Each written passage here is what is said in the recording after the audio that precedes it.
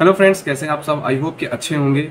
तो हम बात करने वाले हैं रेलवे ग्रुप डी एग्ज़ाम को लेके कि रेलवे ग्रुप डी का एग्ज़ाम जो है वो कब होगा और कब तक होगा कि नहीं होगा, ये भी मैं आपको बता दूंगा। मगर उससे पहले ये है कि आपको जानना है कि आपका एग्ज़ाम देने के लिए आप तैयार हैं कि नहीं, आपने पढ़ाई किया है कि नहीं, पढ़ाई की है तो किस तरह की करना है। क्योंकि अगर आप ऐसा नहीं करेंगे तो आप एग्जाम को क्वालिफाई नहीं कर पाएंगे। ओके, आप लोगों को बहुत खुश होना चाहिए कि रेलवे का जो वैकेंसी आता है तब हम लोग बहुत खुश होते हैं और एग्जाम होने का वो भी हमें खुशी मिलता है। तो मगर हम लोगों के साथ रेलवे हमेशा धोखा करता है। कहने का मतलब ये है कि सिर्फ फॉर्म भरवा लेता है और एग्जाम बहुत बाद में होता है। तो ये सब चीज अच्छा नहीं। तो हम बात कर रहे थे कि रेलवे हमेशा हम लोग की उम्मीदों पे पानी फिरता है। तो परेशान नहीं होना, मगर देर सही पर सही है। हम लोगों का एग्जाम डेट आ चुका है और एग्जाम होगा। 100% मैं बताता हूँ कि एग्जाम आपका होगा। कोर्ट केस से कोई मतलब नहीं है। अगर कोर्ट केस से मतलब होता तो आपका एग्जाम डेट नहीं देता ये। ओके, और बहुत सारे लोग ऐसे कह रहे हैं कि कैंसिल हो गया है। तो ये क्या है, अभी तक कोई कंफर्म नोटिस नहीं निकला। तो चलिए बिना किसी देरी के वीडियो को स्टार्ट करते हैं और हम बात करने वाले हैं कि ग्रुप डी का एग्जाम है वो कैसे क्रैक किया जाए, कैसे पास किया जाए। और बहुत सारे इसमें जो फॉर्म भरने वाले लड़के वो प्रेशर होते हैं, क्योंकि वो पहली बार सिर्फ फॉर्म भर देते हैं और उसको मतलब इस चीज से नहीं होता कि मेरा एग्जाम होगा कि नहीं होगा, क्या होगा नहीं होगा। वो ऐसे बहुत सारे स्टूडेंट होते हैं। तो हम क्या है उसका फायदा उठाएंगे। वो कैसे उठाना है, क्योंकि हम फायदा तब उठाएंगे जब हम अपने आप को सोचेंगे कि हाँ मेरा ग्रुप डी एग्जाम क्लियर हो जाएगा, तभी हम उसका फायदा उठा सकते हैं। ओके, तो करना क्या है वो मैं आपको बताऊंगा। जो सबसे पहले जानना है कि रेलवे ग्रुप डी का सिलेबस क्या है, क्योंकि सिलेबस के बिना हम एग्जाम को क्रैक नहीं कर सकते हैं। जिसका सिलेबस पूरा हो गया है उसको कैसे पढ़ाई करना है और जिसका सिलेबस पूरा नहीं हुआ है उसको कैसे पढ़ना है, मैं इन टॉपिक पे भी बात करूंगा। इसमें कौन कौन से सिलेबस है और कितने सिलेबस है ये जानना बहुत ज्यादा इंपॉर्टेंट है।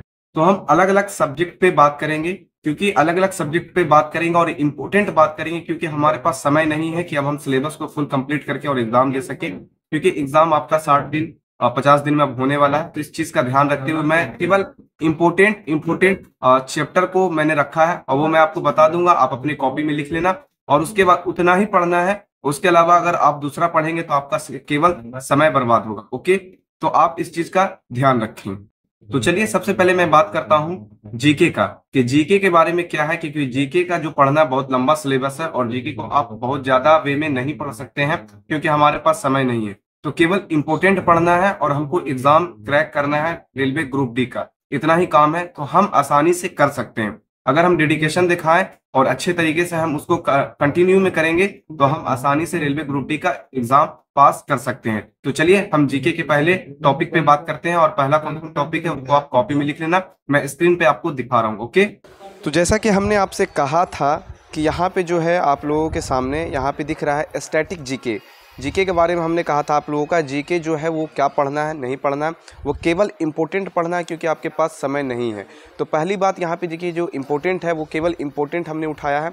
उसके अलावा यहाँ पे कोई भी फेक चैप्टर मैंने नहीं उठाया कि जो फालतू आपको पढ़ना है, केवल इम्पोर्टेंट पढ़ना है। जैसे प्राचीन इतिहास, मध्यकालीन और आधुनिक इतिहास का आपको पूरा वीडियो पढ़ना है। स्वतंत्रता संग्राम को आपको पढ़ना है और प्रमुख शासन और आंदोलन आपको पढ़ लेना है। इतना चीज़ आपको क्या करना है, स्टैटिक जीके में कवर कर लेना है। अगर आप अच्छे तरीके से इतनी चीज़ को अगर अच्छे तरीके से कवर करते हैं तो बहुत अच्छी बात है। उसके बाद हम चले आते हैं भारतीय भूगोल पे। भारतीय भूगोल का क्या है, भारत के राज्य, नदियों, पर्वत एवं राजधानी, ये इम्पोर्टेंट है। पड़ोसी देश इम्पोर्टेंट है। उसके बाद राष्ट्रीय उद्यान और वन्य जीव अभ्यारण्य, ये इम्पोर्टेंट है और इम्पोर्टेंट को ही हमको पढ़ना है, ना कि कोई फेक चैप्टर पढ़ना है। ओके, इस बात का हमेशा ख्याल रखें। तो हम बात कर रहे थे अभी केवल जीके पे, और यहाँ पे देखिए भारतीय राजनीतिक पॉलिटी से जो है क्वेश्चंस पूछे जाते हैं। तो भारतीय संविधान और उनकी विशेषताएं से, मौलिक अधिकार, संसद, राष्ट्रपति, प्रधानमंत्री से आपको क्वेश्चंस रहेंगे, तो आपको देख लेना है। अर्थव्यवस्था से आपको जीडीपी, मुद्रा स्फीति और अर्थनीतियों से रहेगा। बजट, आर्थिक सर्वेक्षण, भारतीय रिजर्व बैंक, इनसे रहेगा। तो आपको ये सब टॉपिक कवर कर लेना है। ओके, रेलवे जीके भी है तो भारतीय रेलवे का इतिहास आप थोड़ा देख लेंगे, रेलवे जोन का मुख्यालय देख लेंगे और रेलवे से संबंधित प्रमुख परियोजनाएं के और नाम, उनका विकास जरूर देख लेना है। क्योंकि अगर आप नहीं देखेंगे तो हो सकता है कुछ क्वेश्चन छूट जाए, तो मिस माइंड नहीं करना, सबको देख लेना है। ओके, दूसरा सबसे इंपॉर्टेंट है करंट अफेयर्स। करंट अफेयर्स अगर आप क्लियर नहीं करेंगे तो हो सकता है आप अच्छा करके भी आपका अच्छा ना हो। जैसे राष्ट्रीय और अंतर्राष्ट्रीय समाचार, खेल पुरस्कार और सम्मान, महत्वपूर्ण सरकारी योजनाएं और नीतियां, विज्ञान और प्रौद्योगिकी, उसके बाद महत्वपूर्ण नियुक्तियां और इस्तीफा। ये इम्पोर्टेंट है, आपका एग्ज़ाम में पूछा जाता है। ओके, तो इसको भी ध्यान में रख लेना है करंट अफेयर्स में। और पिछले इस साल का 6 मंथ एग्ज़ाम डेट से 6 मंथ पहले का करंट अफेयर, 6 मंथ पहले का, और एग्ज़ाम डेट जिस दिन से निकला है उसके बाद का करंट अफेयर्स आपको देखते रहना है। ओके, जीके रीजनिंग के बाद मैंने दूसरे नंबर पर रखा है, जीके और करंट अफेयर्स के बाद मैंने दूसरे नंबर पे टॉपिक जो रखा वो है आपका यहाँ पे रीजनिंग का। रीजनिंग में भी जो 30 नंबर का क्वेश्चंस होता है, 30 नंबर अगर उठा लेते हैं आप, तो आप समझ जाइए कि आपका एग्ज़ाम ऐसे ही क्वालिफाई हो गया। तो यहाँ पे जो वर्बल रीजनिंग में है, एनालॉजी और number letter based, GK based रहेगा, सीरीज रहेगा, कोडिंग रहेगा, मैथमेटिक्स रहेगा, रिलेशनशिप रहेगा, सेलुलिज्म रहेगा, वेन डायग्राम रहेगा, डाटा इंटरप्रेशन और सफिशिएंस रहेगा, और यहाँ पे स्टेटमेंट एंड कंक्लूजन रहेगा, स्टेटमेंट एंड एजप्शंस रहेगा।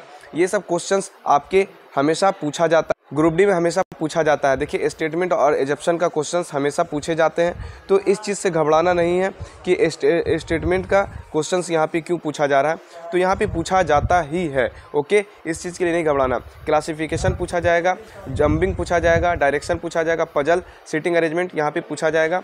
और नॉन वर्बल रीजनिंग में missing number, mirror image, water image, यहाँ पे कुछ इस तरह से यहाँ पे पूछे जाएंगे। उसके paper folding, picture complete, counting figure, embed figure, तो ये क्या थे, इम्पोर्टेंट है, ना कि मैं कोई फेक बता रहा हूँ आपको। इतने चैप्टर इंपॉर्टेंट है रीजनिंग में, इसलिए कि क्योंकि 30 का 30 रीजनिंग यहाँ से पूछे जाता है, और आप अगर इस 30 के 30 रीजनिंग बना देते हैं तो आपका रिजल्ट 110% हो जाएगा बिहार आपका रेलवे ग्रुप डी में। ओके, उसके बाद बात करते हैं यहाँ पे फिजिक्स का। तो जितने भी मैंने चैप्टर्स यहाँ पे बताए हैं वो केवल इम्पोर्टेंट है, ना कि कोई फेक चैप्टर है।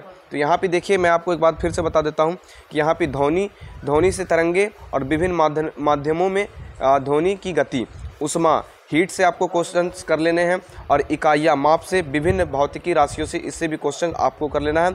वैज्ञानिक उपकरण और आविष्कार, इससे भी क्वेश्चन कर लेना है। और महत्वपूर्ण खोज आविष्कारक, इनका भी क्वेश्चंस आपको देख लेना है, ताकि यहाँ से कोई भी क्वेश्चन छूटे ना। रसायन विज्ञान का क्या है, रसायन विज्ञान आपको दिख रहा है यहाँ पे, परमाणु संरचना, परमाणु, अणु, तत्वों के वर्गीकरण, और रासायनिक अभिक्रिया में देख लिया ऑक्सीकरण और अपचयन, अम्ल, क्षार, लवण। ये इंपॉर्टेंट है, हमेशा इंपॉर्टेंट रहेगा, इससे क्वेश्चन पूछे जाते हैं और हमेशा पूछा जाएगा। यहाँ पे देखिए, कार्बन और यौगिक, कार्बन अपरूप ईंधन, ये सब इंपॉर्टेंट है। और धातु और अधातु, धातु विज्ञान, धातु के गुण और उपयोग, यहाँ पे जो है तत्वों के आवधिक वर्गीकरण, आवर्त सारणी से भी क्वेश्चंस पूछते हैं। तो आप इन सब टॉपिक को कवर कर लेना मेरे भाई, अभी समय है, आप आसानी से कर सकते हैं। जीव विज्ञान में ज़्यादा चैप्टर नहीं है। कोशिका संरचना एवं कार्य, पाचन, श्वसन, उत्सर्जन, परिसंचरण और तंत्रिका तंत्र, मानव रोग और उनके कारण, पादप जगत का वर्गीकरण, प्रकाश संश्लेषण और पादप हार्मोन और रोग, ये सब जो है इम्पोर्टेंट है। और थोड़ा इम्पोर्टेंट और है इसमें जो मैं आपको बताने वाला हूँ। जंतु विज्ञान, जूलॉजी, जंतु विज्ञान का वर्गीकरण, उत्तक, मानव रक्त समूह और अनुवांशिक विकास, अनुवांशिक के मूल सिद्धांत, विटामिन, प्रोटीन, हाइड्रोजन, ये सब आपको पढ़ना इम्पोर्टेंट है। अगर आप नहीं पढ़ेंगे तो आप बिल्कुल भी छूट जाएंगे, आपका क्वेश्चन जाना हुआ गलत हो जाएगा, इसलिए आपको पढ़ना बहुत ज़रूरी है। अब मैथ्स की बात करते हैं। मैथ्स में कुछ ऐसे चैप्टर्स हैं जो कि इम्पोर्टेंट है, और इम्पोर्टेंट के साथ साथ मैं ये कह सकता हूँ कि वो उसमें से क्वेश्चंस हमेशा पूछे जाते हैं, और हमेशा कोई भी एग्ज़ाम हो उससे बाहर क्वेश्चंस नहीं रहता है। तो सबसे पहली बात यहाँ पे देखिए, आपको दिख रहा होगा अनुपात, समानुपात, इसमें आपको जोड़ना, घटाना, आयु आधारित प्रश्न आपको पूछे जाएंगे, आप इसमें क्वेश्चंस कर लेंगे। प्रतिशत में वृद्धि, कमी और आय व्यय पर आधारित प्रश्न आपको होंगे, आप उनसे कर लेना। लाभ हानि, प्रॉफिट लॉस, क्रय मूल्य, सीपी, एसपी, अंकित मूल्य पे आप क्वेश्चंस बना लेना, क्योंकि हमेशा इससे पूछे जाते हैं। उसके बाद साधारण ब्याज, यहाँ पे आपको दिख रहा होगा एसआई और सीआई, यहाँ पे दोनों के बीच में अंतर जो है मिश्रित ब्याज का गणना यहाँ पे आपको पूछा जाएगा। समय और कार्य पूछा जाएगा, पाइप और टंकी पूछा जाएगा, समय और दूरी, चाल पूछा जाएगा, रेलगाड़ी संबंधित क्वेश्चन, नाव से संबंधित क्वेश्चन। ये ऐसे चैप्टर्स हैं जिससे कभी क्वेश्चंस नहीं हुआ कि नहीं आए, इनसे हमेशा आएगा और हमेशा आता ही रहेगा। तो मैं जो बताया हूँ आपको, अगर सही ढंग से बिल्कुल समझ में आ गया है तो उसके लिए आप मेरे चैनल को एक फीडबैक दे देना। कहने का मतलब ये है कि मेरे चैनल को सब्सक्राइब कर लेना और आगे शेयर कर देना, ताकि मैं आप लोगों का हमेशा सपोर्ट के लिए बना रहूं। अगर मेरी बातें आपको सही ढंग से समझ में आ गया होगा तो मेरे चैनल को फिर से कह रहा हूँ कि सब्सक्राइब कर लेना, ताकि आपको इस तरह का नोटिफिकेशन मिलता रहे और सही सुझाव मिलता रहे। मैं फ़िलहाल अभी बिहार होमगार्ड में हूँ और आने वाले समय में मेरा भी रेलवे ग्रुप डी में एग्ज़ाम क्लियर हो जाएगा, मैं आपको बता दूंगा। ओके, मिलते हैं नेक्स्ट वीडियो में। अभी के लिए इतना ही। जय हिंद।